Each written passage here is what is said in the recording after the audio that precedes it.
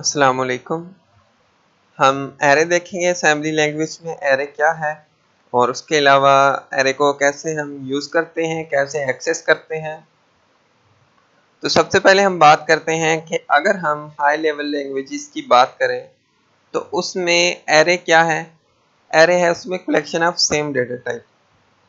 हम कहते हैं कि अगर सेम डेटा टाइप की कलेक्शन है तो हम उसको एरे कहते हैं हाई लेवल लैंग्वेजेस में।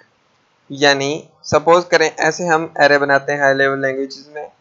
इंटीजर का एक एरे बना दिया मैंने ए और उसके अंदर इसकी साइज दे दी जो भी 2।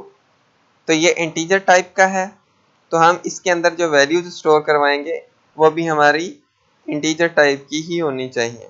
ठीक है, ये हमारा क्या हो गया, एरे हो गया। लेकिन असेंबली लैंग्वेज में ऐसा नहीं है। आप एक एरे बनाए असेंबली लैंग्वेज में, उसके अंदर आप करेक्टर भी रख सकते हैं, इंटीजर वैल्यू भी रख सकते हैं। तो उसमें लाजमी नहीं है कि collection of same data type होना चाहिए। राइट। अब हम देखते हैं कि हम असेंबली लैंग्वेज में एरे कैसे बनाते हैं। तो सबसे पहले हम एरे का नाम देते हैं, एरे नेम। उसके बाद एरे की साइज होनी चाहिए, देन हम उसके अंदर वैल्यूज रखते हैं। तो ये हमारा एरे बन जाता है। ये एरे का सिंटैक्स है। तो आपको पता है कि जब हम कोई भी डेटा डिक्लेयर करते हैं तो हम वो डेटा पार्ट में डिक्लेयर करते हैं। तो यहाँ पे मैं एरे को डिक्लेयर करता हूँ। सबसे पहले एरे का नाम होना चाहिए, तो एरे का नाम मैंने एरे ही दे दिया। फिर एरे की साइज होनी चाहिए जो मैंने डीबी दे दी, यानी डिफाइन बाइट दे दी। अब इसके अंदर मैं वैल्यूज रखता हूँ। मैंने 1 रख दिया, 2 रख दिया, 3 रख दिया और उसके बाद मैं इसके अंदर एक करेक्टर भी स्टोर कर देता हूँ। ए को स्टोर करवा दिया। ये हमारा क्या हो गया, असेंबली लैंग्वेज में एक एरे हो गया। अब सिंपल वर्ड्स में अगर हम बात करें तो यहाँ तक देखें आप कि एक वेरिएबल है जिसमें 1 स्टोर है, लेकिन अगर हम उसी वेरिएबल में एक से ज़्यादा एलिमेंट्स को स्टोर करें, एक से ज़्यादा वैल्यूज़ को स्टोर करें, तो वो हमारा एरे बन जाता है। राइट। दोबारा मैं रिपीट कर देता हूँ कि अगर एक वेरिएबल में हम एक से ज़्यादा वैल्यूज़ को स्टोर करें असेंबली लैंग्वेज में, तो वो हमारा एरे बन जाता है। अब हम इसको एक्सेस कैसे करते हैं। हम इसको एक्सेस करते हैं सोर्स इंडेक्स के थ्रू। सोर्स इंडेक्स एक रजिस्टर है जो इनिशियल एड्रेस जो हमारा एरे का है उसको होल्ड करने के लिए सोर्स इंडेक्स रजिस्टर का हम इस्तेमाल करते हैं। सोर्स इंडेक्स रजिस्टर के अंदर हम ऑफसेट, मैंने आपको पहले बताया था, या हम लोड इफेक्टिव एड्रेस के थ्रू ये जो हमारा एरे है इसके फर्स्ट एलिमेंट का जो एड्रेस है वो हम सोर्स इंडेक्स रजिस्टर के अंदर रखते हैं। फिर उसके थ्रू हम इस एरे की दूसरी वैल्यूज को एक्सेस करते हैं। राइट। हम लोड इफेक्टिव एड्रेस का भी इस्तेमाल कर सकते हैं और ऑफसेट का भी इस्तेमाल कर सकते हैं। सो लेट्स स्टार्ट, हम करके देखते हैं। तो मैं लोड इफेक्टिव एड्रेस करता हूँ सोर्स इंडेक्स रजिस्टर में, किस चीज़ का, एरे का। राइट। ये एरे वेरिएबल है, एरे एक एरे है जिसका नाम भी एरे ही मैंने रखा हुआ है। मैं एरे 1 कर देता हूँ ताकि थोड़ी सी कंफ्यूजन दूर हो जाए। राइट। सोर्स इंडेक्स रजिस्टर में मैंने एरे 1 का एड्रेस रख दिया, यानी अब क्या होगा कि सोर्स इंडेक्स रजिस्टर में ये जो फर्स्ट एलिमेंट है इसका एड्रेस मूव हो जाएगा। अब हमने क्या करना है कि इसको प्रिंट करवाना है। तो हम प्रिंट कैसे करवाएं, मूव करते हैं DX रजिस्टर में, सोर्स इंडेक्स की जो वैल्यू है वो DX रजिस्टर में मूव हो जाए। अगर मैं ये ब्रैकेट्स ना दूं तो क्या होगा कि सोर्स इंडेक्स का जो एड्रेस है, क्योंकि एरे लोड इफेक्टिव एड्रेस के थ्रू सोर्स इंडेक्स के अंदर इसका फर्स्ट एड्रेस मूव हुआ है, हमने फर्स्ट एड्रेस के अंदर जो वैल्यू है उसको DX रजिस्टर में मूव करवाना है। तो हमने ये ब्रैकेट्स लगानी है। ब्रैकेट्स का क्या काम है कि सोर्स इंडेक्स के अंदर जो सोर्स इंडेक्स में एक एड्रेस पड़ा है उस एड्रेस पे जो वैल्यू है वो मूव हो DX रजिस्टर में। राइट।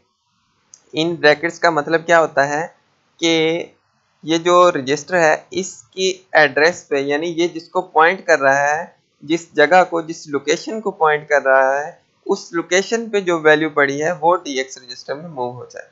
अब हम सिंपल क्या करते हैं, मूव AH के अंदर 02 02 और इंटरप्ट 21H। अब हम इसको रन करके देखते हैं कि क्या वन वैल्यू प्रिंट होती है, यानी वन वैल्यू के क्रॉसपॉन्डिंग जो सिंबल है वो प्रिंट होती है कि नहीं होती। देखें ये प्रिंट हुई है सिंबल। अब देखें मैं आपको दिखाता हूँ कि वन वैल्यू के क्रॉसपॉन्डिंग यही सिंबल है, तो देखें यही सिंबल है, प्रिंट हो गई।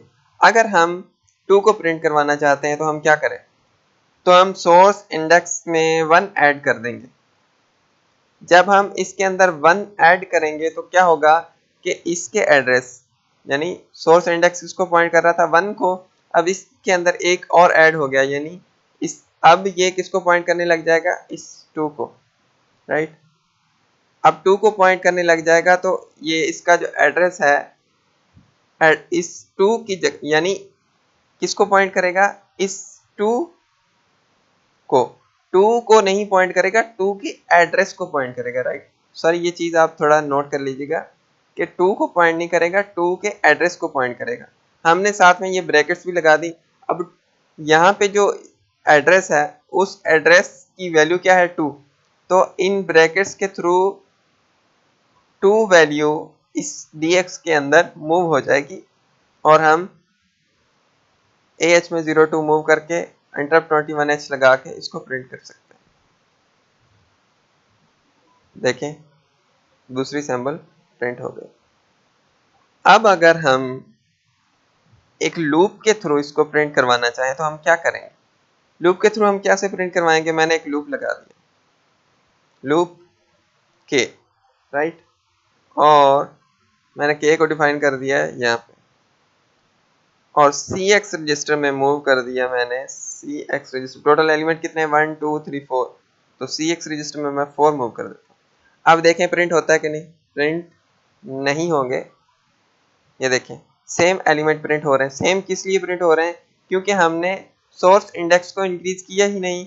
जब तक हम सोर्स इंडेक्स को इंक्रीज नहीं करेंगे तो वो नेक्स्ट में मूव नहीं करेगा। तो हमने क्या करना है, या तो आप इस तरीके से सोर्स इंडेक्स को इंक्रीज कर दें, या आप यहाँ पे सोर्स इंडेक्स +1 लिख दें।